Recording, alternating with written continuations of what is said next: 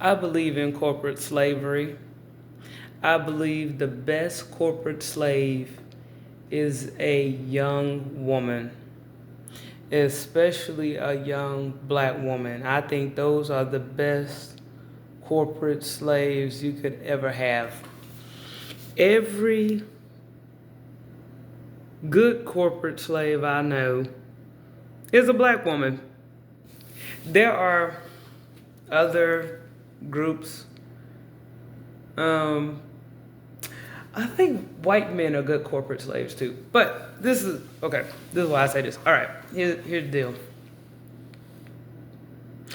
I want to talk about women in particular because I noticed that um, these corporations give us opportunities, and when we get these opportunities, we get a big head about us, and it really stunts us when it comes to dating. Um, the reason why I say this is because a lot of times we get things because we got nice boobs. Okay, let me back up. I guess that could be a little misogynistic. But let's just be real. Like, I've gotten promotions in the corporate setting, if you will, from, wearing my shirt a little tighter, getting my hair done a certain way. Um, yeah, at a potluck, I mean, you can just forget about it. Figure out what it is my boss likes, and I make that, bring it to a potluck, whatever. There are little ways that women can finesse and finagle. Now, you got some women who are freaky dicky. I've had some coworkers that'll do some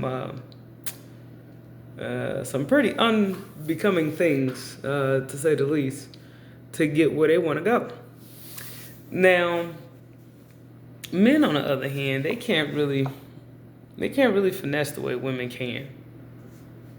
I notice it's like men, there's like a food chain, if you will. Like, you either top dog or you're not. You either make the cut or you don't. That's how it is with me. You ugly or you not ugly. There are no, I mean, yeah, you got some guys who are handsome and charming or whatever, but usually that works when their boss likes them. And even still, there's always another guy there. There's always, I mean, guys, I mean, nobody cares if a guy gets fired. Nobody cares. In fact, I've seen some guys in the workplace, and everybody's fine with him until he gets fired, and they're like, I'm glad he's gone, right? You can't say the same thing about a woman. It's mean. You can't be mean to a woman. You can't tell her that. If you do tell her she's not good at her job, you have to say it a certain way so that it doesn't come off like you're hazing or bullying. I've even seen some women, when they get called out on something that everybody knows she be doing something wrong. Somehow the person who had the nerve to call it out, they get painted as the bad guy. Doesn't quite work that way for men. Doesn't quite work that way for men. So this is what I mean when I say a good corporate slave. So one thing about this woman, if you give her opportunities that she can't get on her own, or if she feels dependent on that job, she'll defend that job with anything. She will put that job before anyone. Anyone. She will break up a long-term relationship. She will call off an engagement if she feels like it interferes with that job. Now, one thing that I've seen of men, they usually get the job to get the girl. But the girl get the job to say they don't need the man. I'm still warming up to that.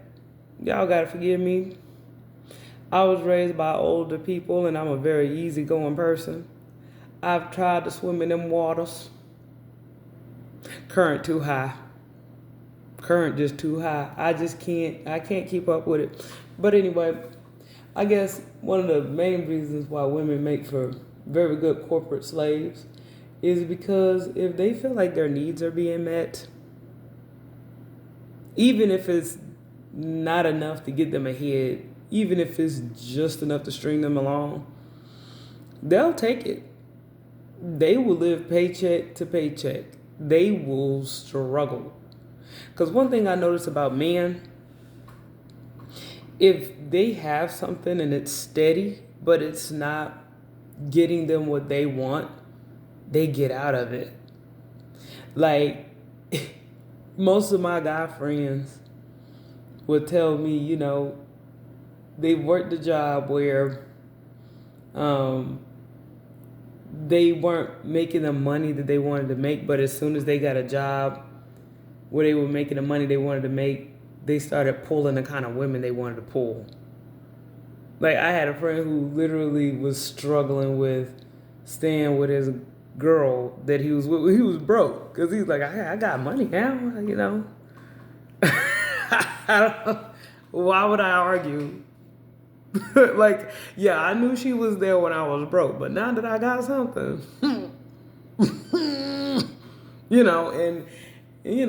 I don't know. Women on the flip side, I guess we'd be thinking since we were there, back then when they didn't want you, we'd be thinking, oh, remember when, but it don't work that way.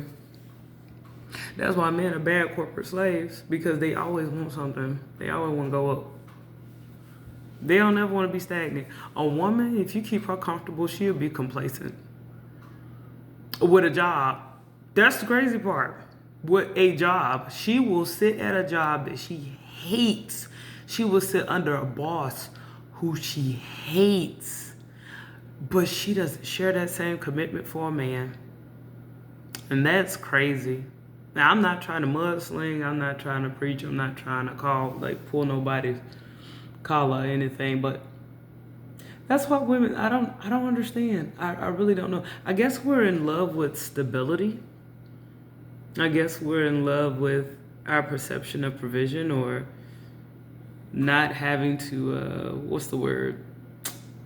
depend on somebody else, But you know what's so crazy? Men fail because they're not perfect.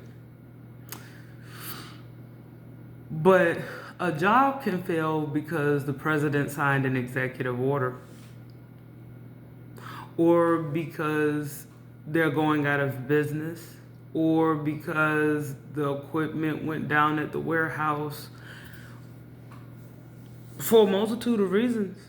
And I've seen women fight for a job.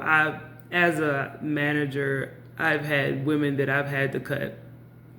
And during the exit interview, they would beg like that job was their husband or fiance. And it's so twisted. Like I said, we just live in this weird world, and maybe, hopefully, somebody can educate me, because I always thought a job was a means to make money so that you can find something more sustainable that you enjoy, and ultimately so that you can be able to take care of your loved ones, preferably a spouse someday. But I don't know. Maybe I'm behind. Maybe I'm just a beige computer.